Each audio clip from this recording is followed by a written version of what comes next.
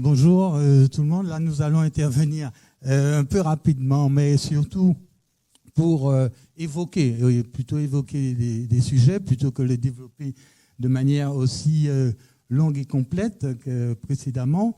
Évoquer donc les sujets qui nous concernent particulièrement, qui concernent les architectes. On a bien compris que intervenir dans des zones à pente, des terrains en pente, on a bien compris avec tout ce qui a été dit que c'est pas une mince affaire. Pour autant, je dirais quand même que on a dit que c'est un choix. Là, j'ai entendu cette idée. Souvent, c'est pas un choix. Souvent, c'est pas un choix. Les gens sont contraints par le fait que déjà, on sait bien que les mornes ont été délaissés et que par conséquent, les populations, disons, peu argentées et socialement défavorisées, on va dire, en ont eu que les mornes et ont dû investir les mornes. D'où les problèmes qu'on rencontre sur les quartiers spontanés, dans les quartiers d'habitat spontané, pardon. Et heureusement qu'effectivement la CTM est intervenue, je crois que le monsieur est parti, pour dire que les collectivités sont montées au créneau, enfin notamment la CTM, pour intervenir au niveau des aides. Alors, c'est une chose très, très intéressante parce que nous avons vu également que tous les problèmes qui se posent de plus en plus avec les questions des eaux pluviales, donc tout cela montre que c'est vraiment une affaire de sachant. Alors là, l'architecte, on va effectivement a affaire souvent toujours affaire au règlement d'urbanisme, et nous devons approcher la problématique et voir comment on peut s'insérer dans les règlements. Ce qui n'est pas toujours non plus chose aisée, puisque parfois il y a des dispositions qui nous sont imposées et qui soit ne correspondent pas à l'expression du programme, soit ne correspondent pas non plus, ne nous donnent pas une liberté d'action. En tout cas, nous avons ces réglementations que nous devons intégrer. Ici, nous voyons donc effectivement quelques illustrations que les villes, du moins ceux qui rédigent les plans locaux d'urbanisme, vont à expliquer. Alors bon, ce sont des dispositions souvent qui sont des dispositions plutôt, j'ai envie de dire réglementaires, mais plutôt pour limiter des hauteurs, des choses comme ça, plutôt que pour aller vers la résolution des problèmes techniques qu'on a évoqués. Donc ici, c'est un cas où on voit plusieurs types d'implantations qui sont suggérées. Enfin, ils ne sont pas suggérés, disons qui sont abordés. Soit les gens qui terrassent complètement la plateforme et implantent le bâtiment. On verra plus loin que la ville du Lamentin, par exemple, dans son plus a pris des dispositions justement pour limiter ça. Ils ont déjà introduit des questions de confort pour limiter les hauteurs quand on va décaisser énormément. Et si on revient sur la vidéo, là, donc ça c'était le cas où on terrasse complètement. L'autre cas, c'est donc où on va s'implanter en escalier. Bon, là, ça vient aussi, c'est simplement illustré comme ça, mais là, ça va générer, et les bureaux d'études le savent bien, toutes ces problématiques de règles de 3 pour 2 qui vont nous générer d'autres problèmes quand on va véritablement vouloir réaliser dans cette situation. Mais ce sont des cas qu'on peut rencontrer dans la nature. Donc je ne vais pas être très long parce que je disais qu'il fallait évoquer. Donc nous avons déjà parlé de ce schéma. Ici, là, ben voilà, donc cette question de règle des 3 pour 2 que nous devons respecter. Bon, on ne va pas entrer dans les détails, mais donc c'est une règle qui doit être respectée pour que les fondations en arrière ne viennent pas provoquer d'efforts sur celles qui sont en avant. Et donc, ça vous oblige souvent à descendre beaucoup plus les fondations, en partie amont, parce que sans quoi cette règle des 3 pour 2 ne peut pas être respectée. Par contre, ici, nous voyons une option d'implantation sur le sol où ici, l'architecture a tenté à réduire l'impact de la pente et aussi réduire l'impact des murs de soutènement, puisque nous voyons que le bâtiment joue le rôle de mur de soutènement ici en partie avant, et que faut pas voir le dessin parce que ici le mur est un peu simplement dessiné, mais le mur arrière permet de réduire le dénivelé important qu'il y avait. Donc ça, c'est une disposition qui permet soit l'accessibilité, parce que ce sont des dispositions qu'il faut prendre en compte de manière importante, puisque nous sommes dans un ouvrage collectif, pour ce qui est moins important pour les ouvrages maisons individuelles. Donc là, et on va passer à la vidéo. Alors ici, et très, très rapidement, c'était parce que pour évoquer le fait que l'architecte, il va devoir accompagner son client, son maître d'ouvrage. Là, surtout dans le cas où nous sommes avec des individus, de la maison individuelle, il va l'accompagner dans un premier temps, parce que lui, il ne va pas...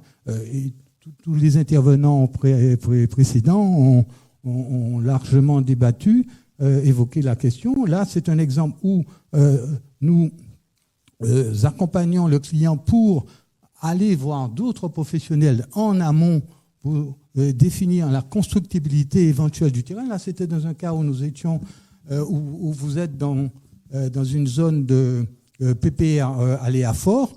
Donc, dans un premier temps, il faut définir le périmètre d'étude pour savoir si l'aléa qui figure au PPR est véritablement vérifié. Donc, il y a déjà une première étude préalable à faire pour la définition du périmètre. Ensuite, après avoir défini le périmètre, là, nous voyons ici le périmètre de la zone, un périmètre étendu, où la parcelle, elle est au centre, et même, pour autant, on est allé étudier de manière tout autour de la parcelle. Tout ça parce qu'on a bien compris qu'il y a des incidences dont il faut tenir compte.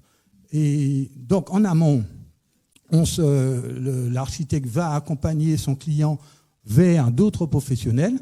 Ici, c'est la géotechnique qui parle, mais la géotechnique, même pas la géotechnique étude du sol, la géotechnique qui va étudier ensuite les risques.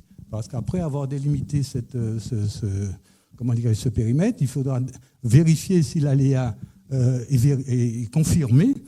Est-ce qu'il est confirmé? Dans ce cas, on va malheureusement dire au client, on ne peut pas continuer. S'il n'est pas confirmé et qu'on peut envisager la constructibilité du terrain, donc on va passer à ce moment-là à une autre phase. D'où voilà. Alors parfois c'est très, très, très corsé, ce qui peut avoir à être fait. Et donc là encore, il faut aller au-delà des premières études et voir encore avec les bureaux d'études, est-ce que véritablement on peut le faire? Comment ça va pouvoir être fait en cours de travaux? Est-ce que le sol aura une tenue suffisante, etc., etc. Donc il y a beaucoup de critères à prendre en compte, et d'où la réponse à la question, oui, c'est une question de sachant. Voilà. Dans ce cas d'espèces, là, ce sont des études pour montrer et pour évoquer les questions. Et autour de cela, là, après tout cela, l'architecte devra quand même intégrer toutes les questions d'ordre fonctionnel, de relations entre les espaces, d'ordre de confort, parce que quand vous avez ce genre d'intégration, ce genre d'implantation complètement intégrée au sol, évidemment, il y a des faces qui ne peuvent pas être ouvertes, et donc il faut organiser autrement la ventilation, le confort des personnes qui vont rester. Et puis enfin, les questions de structure, je les ai un peu évoquées, et cela va générer encore d'autres ouvrages dont on a parlé précédemment, qui sont des murs de soutènement, etc., etc. Voilà. Donc, et puis, même dans la réalisation de ces ouvrages, il faudra faire très attention. Et là, c'est, je crois, la vidéo, la alors là, c'était pour évoquer l'intégration qui doit aussi faire partie du travail de l'architecte, hein, arriver à faire en sorte que l'ouvrage, même si il vient bouleverser, enfin, s'encastrer dans le sol pendant toute la phase de travaux, ensuite, il faut tout de même qu'il fasse attention qu'au niveau de l'environnement, que son projet puisse être parfaitement intégré au mieux.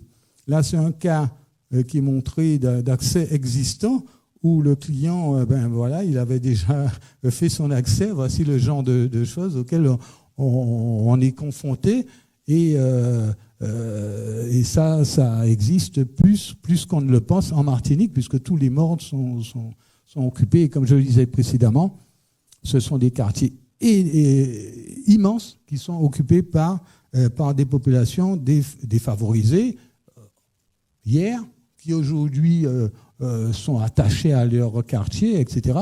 Donc effectivement, la problématique consiste. Qui a dit que est-ce qu'on avait, c'est Olivier, adapté le sol à l'architecture ou l'architecture au sol? Bon, voilà toute la problématique. Voilà, donc c'est ce que je pouvais évoquer en première intervention. Il me semble qu'il y avait un. Oui. Alors sur ce sujet-là, sur les opérations de déblai, remblai sur la parcelle, il y a certaines problématiques. Alors, on va dire que de manière générale, sur les terrains en pente, on doit créer des plateformes. Alors, toujours sur le sujet on va dire que, en tout cas, de la posture, hein, je vais parler de la mienne, mais de manière générale, les architectes sont dans la démarche de faire un projet qui correspond au site dans lequel il s'inscrit, et pas de transformer le site pour que le projet qu'on avait déjà rentre dedans. Mais malgré tout, pour faire les projets, en général, on crée des plateformes qui sont sujets à des terrassements, qui produisent des terres d'excavation, donc on gratte, on pousse. Alors, dans ces cas-là, l'étude de sol est prédominante également, parce que la nature des sols qui sera identifiée va permettre de savoir si on peut réutiliser les sols qui sont en place pour emblayer ou pas. Dans certains cas, l'étude de sol va exclure la possibilité de réemployer les terres d'excavation, va préconiser une substitution du sol, ce genre de choses, et se pose la question derrière de ces terres qui sont sur place, qu'on ne peut réutiliser dans l'emprise de la construction, qu'est-ce qu'on en fait, qui à un moment donné sont considérés comme étant des déchets, et qu'on rentre dans les problématiques du code de l'environnement. Et bon, si je vais plus loin, on va changer de sujet. Donc voilà, donc sur ces problématiques-là, et puis on va dire aussi que déplacer des terres, ça a un coût. Donc de manière générale, quand on peut le faire, réutiliser les terres in situ, c'est de trouver où placer le curseur pour moins accidenter, bouleverser le terrain naturel existant, déjà dans le respect du terrain et puis de l'économie du projet, parce que toutes ces contraintes-là ont un impact économique qui n'est pas négligeable. Et Roland, tu as parlé tout à l'heure de l'accessibilité. Il y a la notion donc l'accessibilité aux personnes à mobilité réduite. Il y a l'accessibilité aux secours, sécurité incendie, qui sont contraignantes sur les pentes maximales de voies et qui amènent, dans certains cas, des aménagements importants des abords des constructions qui conduisent des fois à des opérations où on dépense autant en VRD que dans la construction. Et souvent, dans ces situations-là, c'est des opérations dans lesquelles l'équilibre économique il est vraiment très, très délicat. Alors, on poursuit. Tout à l'heure, on parlait des murs de soutènement. Donc là, c'est un cas de détail des murs enterrés. Des murs enterrés où là, il y a un détail du côté extérieur, donc côté talus, ce mur qui est au contact. Alors là, c'est un exemple de mur qui est de la construction. C'est pas juste un mur de soutènement pour tenir le terrain en limite de propriété. C'est un voile de la construction qui est au contact du talus. Et donc, il y a toutes les considérations de gestion des eaux de ruissellement au contact de ce mur, d'étanchéité au contact de ce mur pour protéger la structure, les aciers, etc. Et puis, alors ça, on va dire que c'est les dispositions pour protéger le mur en tant que tel, mais derrière, qui dit ouvrage enterré et avec une pièce qui est derrière. Bon, on a vu l'exemple du projet qu'Aurélien exposait tout à l'heure. Ça veut dire des pièces qui ne sont pas ouvertes et ventilées sur toutes les façades, et donc qui amènent à des problématiques de gestion de la ventilation naturelle ou pas, quand c'est possible. Hein. La RTA Dom avait introduit un certain nombre de contraintes sur ces sujets. Donc, quand on n'a pas la possibilité de gérer en ventilation naturelle, il y a des nécessités de gérer avec une ventilation mécanique qui permet de limiter le niveau d'hygrométrie, que quand on est saturé en humidité, ça amène d'autres nuisances, la création de champignons, etc. Et de manière générale, des désordres en termes de sanitaires et des fois constructifs également. Très bien. Donc, oui. La gestion des pentes dans les quartiers d'habitat informel et spontané. Donc ce sujet-là, ça nous amène à revenir sur les propos et la présentation de Didier Yokessa en liminaire. C'est vrai que là, par exemple, on a une photo du quartier Trenel-Citron, qui, on va dire que quand on pense au quartier d'habitat informel, de manière générale, j'ai tendance à penser que c'est peut-être celui-là qui vient en premier lieu parce que c'est celui qui est le plus visible, le plus dense. Je crois savoir que dans le rapport Letchimy de 2009, il faisait état de 7000 personnes qui vivaient dans à peu près 2200 logements.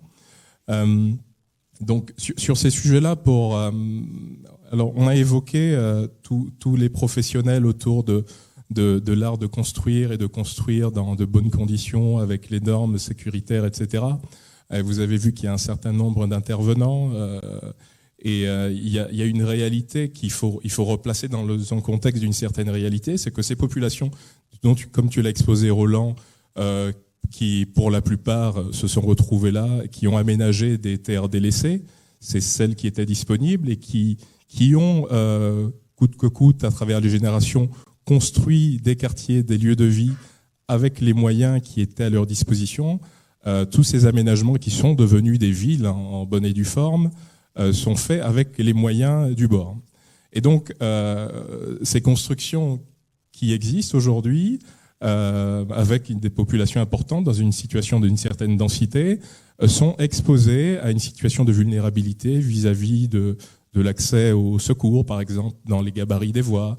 Pour ceux qui se baladent dans les quartiers Trenel, on peut voir qu'il y a des véhicules qui stationnent tout le long des voies et qu'il suffit qu'il y ait par exemple l'enlèvement des ordures ménagères où on reste bloqué pendant une demi-heure dans les voies de Trenel. Donc il y a un certain nombre de problématiques qui sont prégnantes et puis il y a aussi l'hyper-imperméabilisation de ces quartiers qui amène aussi à la problématique de la canalisation des eaux de ruissellement. Où est-ce qu'elles sont déversées? Dans les eaux de ruissellement, il y a la notion de protection également des ouvrages bâtis, des fondations. Ça amène un certain nombre de préoccupations dont on peut se poser aujourd'hui la question de quels moyens, quand on a conscience qu'il y a des nombres importants de la population. Alors là, on est dans une situation urbaine où il y a une densité. Il y a aussi l'habitat populaire dans les mornes, encore dans la ruralité. La question qui se pose, c'est que ces habitats existent, ces personnes sont attachées à leur habitat. Ces quartiers qui se sont construits par la débrouille et l'entraide, ce sont des quartiers qui sont animés, qui ont une âme. Hein.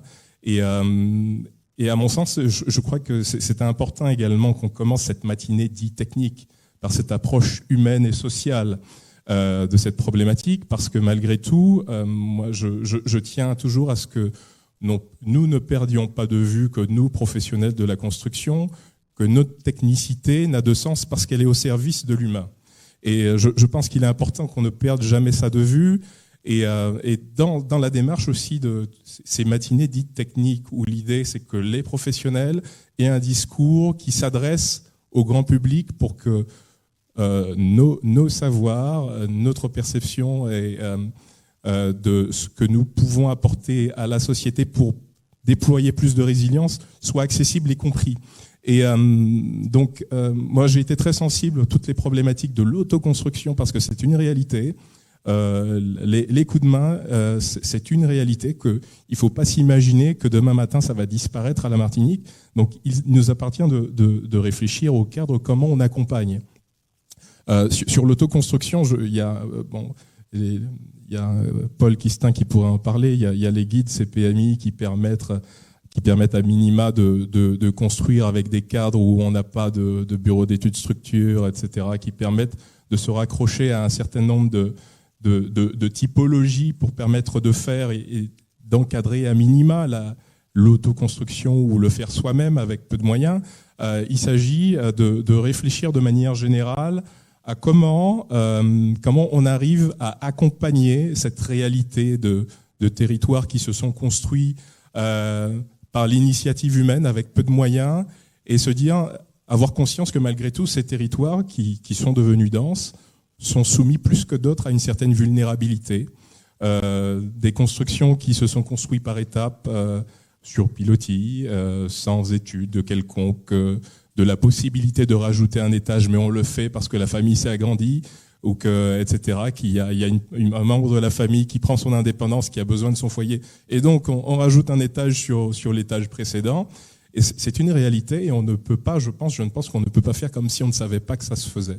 Donc la question qui se pose, à laquelle moi je n'ai pas de réponse, j'ai noté que depuis 2022, les dispositions que la CTM avait mis en place, notamment sur ce qui s'appelait au préalable l'aide, la prime parasismique, qui est devenue l'aide à la construction durable, se réorientait, ou on va dire s'élargissait également aux aides pour la réhabilitation. Monsieur Mongis a parlé de l'aide pour les murs de soutènement, mais je crois également que le dispositif va s'étendre à l'aide à la réhabilitation pour permettre aux personnes, aux particuliers qui ont une maison existante, qui ont le souhait, le désir de faire de la réhabilitation, de s'adjoindre les services de professionnels pour mieux encadrer ce qui se fera. Donc,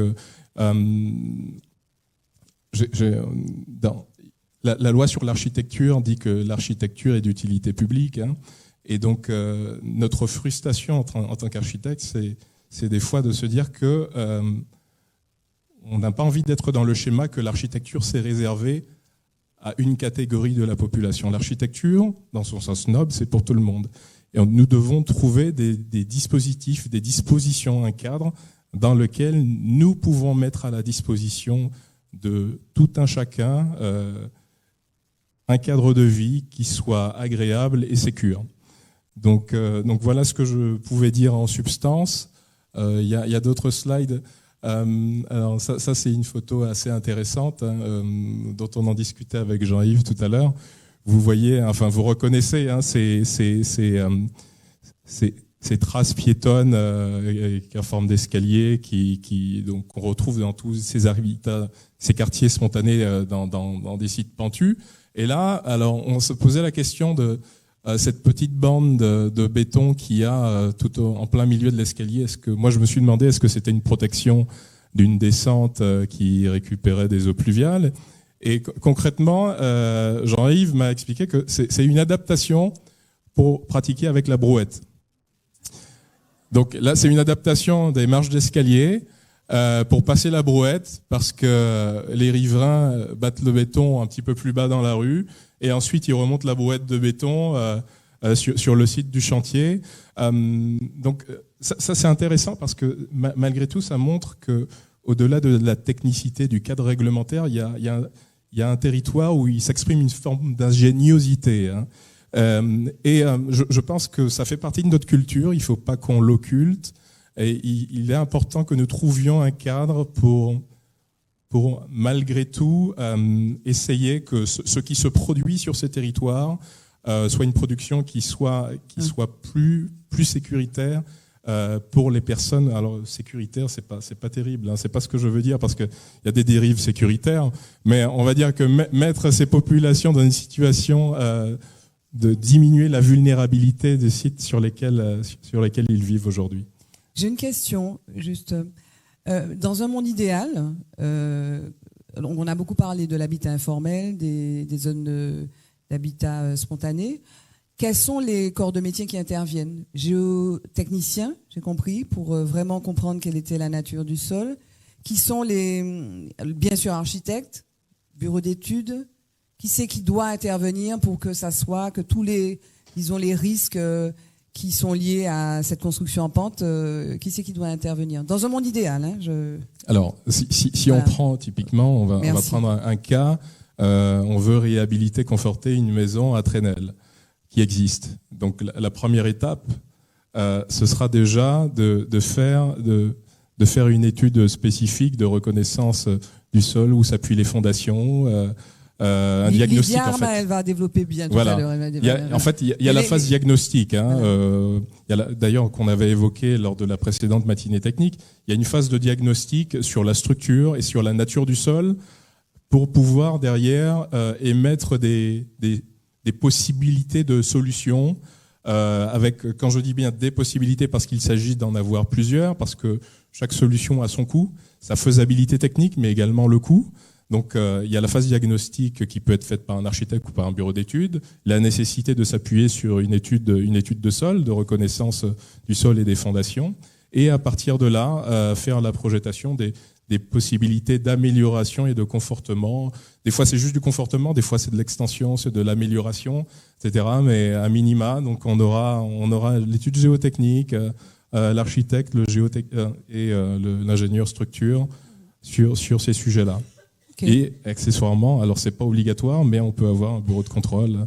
Et c'est bien parce que, alors non, je vais pas aller au bout de ce que je voulais dire, mais c'est bien. Oui. Non, mais c'est une réalité parce qu'on a eu la question sur les bureaux de contrôle. De manière générale, le recours au bureau de contrôle sur une habitation pour un particulier, et sachant que quand le dernier niveau de plancher le plus haut n'est pas à plus de 9 mètres du terrain naturel, le bureau de contrôle n'est pas obligatoire. C'est bien ça. 8 mètres. Bon, tu vois, bon, j'ai gagné. Je vous ai donné j'ai retiré 1 mètre. Désolé, excuse-moi, Paul. Donc, donc voilà, oui. Okay. Vous avez fini, messieurs? Oui. Merci Roland Andrea, merci Jean-François Caclin, sous vos applaudissements. Merci.